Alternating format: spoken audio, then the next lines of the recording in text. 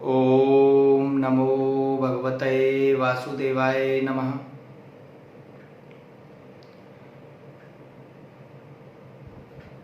दोस्तों, आज मैं आपको ब्रह्मांड के परे वैकुंठ लोक,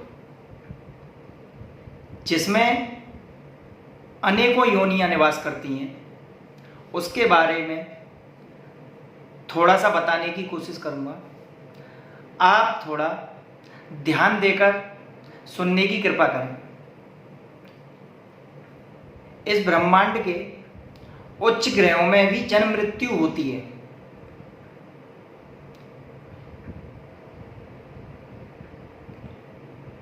जो कि महान योगी उन्नति करके वहां तक पहुंचने की चेष्टा करते हैं।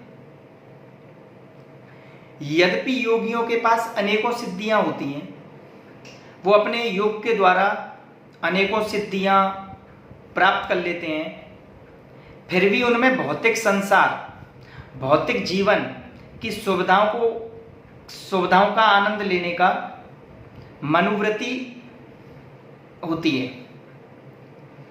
इन ग्रहों के समय की गणना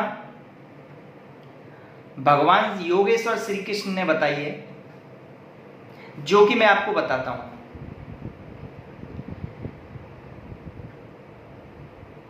एक पंक्ति है, सहस्त्र युग पर्यंत मैर्दे ब्राह्मणो विदु, रात्रि युग सहस्त्रांशा, तेज होरात्रा विदो जना। अर्थात मानवीय गणना के अनुसार 1000 युग मिलकर ब्रह्मा का एक दिन बनता है, और ब्रह्मा की रात्रि भी ही इतनी बड़ी होती है। एक युग अर्थात तकरीबन 43 लाख वर्ष का होता है। इस संख्या को 1000 से गुणा करने पर ब्रह्मा के 12 घंटे होते हैं।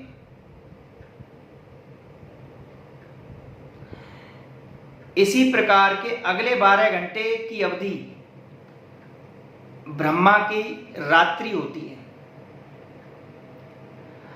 ऐसा ही अगर हिसाब लगाया जाए तो ब्रह्मा ऐसे 100 वर्षों तक जीवित रहते हैं, और इसके बाद प्रलय आना निश्चित है। जैसे 100 वर्षों तक ब्रह्मा जी जीवित रहते हैं,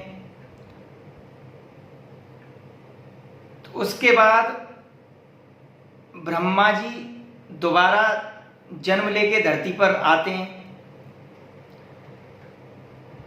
अनेकों विद्वानों ने, धर्म वेदांताओं ने और दार्शनिकों ने मद्भागवत गीता की महान प्रमाणित ग्रंथ के रूप में स्वीकार किया है। वो इसे मानते हैं। यहां तक कि अल्बर्ट आइंस्टीन जैसे महान वैज्ञानिक भी मद्भागवत गीता का अध्ययन करते थे। इसलिए हमें मद्भागवत गीता को स्वीकार करना होगा, जो कि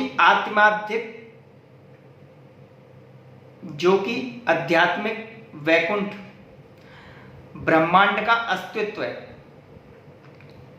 मान लो हमें ऐसे देश में ले जाया जाए और हमसे कहा जाए कि हमें यहाँ जन्म और मृत्यु, वृद्धावस्था और बीमारी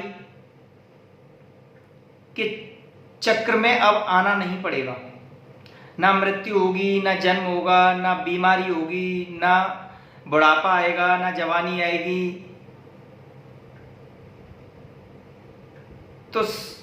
तो हम सोचेंगे, हम भी चाहेंगे कि ऐसे लोग में तो हमें भी ठाकुर जी अपनी शरण में ले ले। तो ऐसा युग होता है।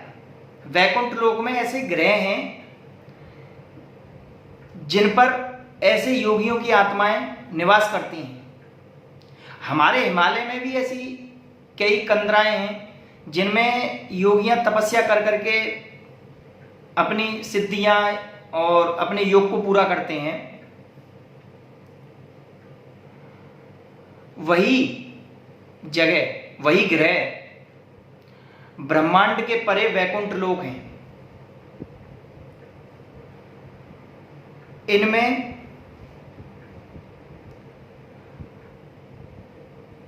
उस तक पहुंचने के लिए हमें मद्भागवत गीता का गहन अध्ययन करके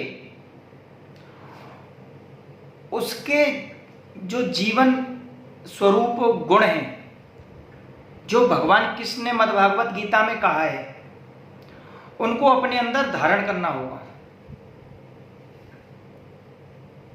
और मैं आगे ऐसी ही कोशिश करता रहूंगा। जय श्री कृष्ण दोस्तों।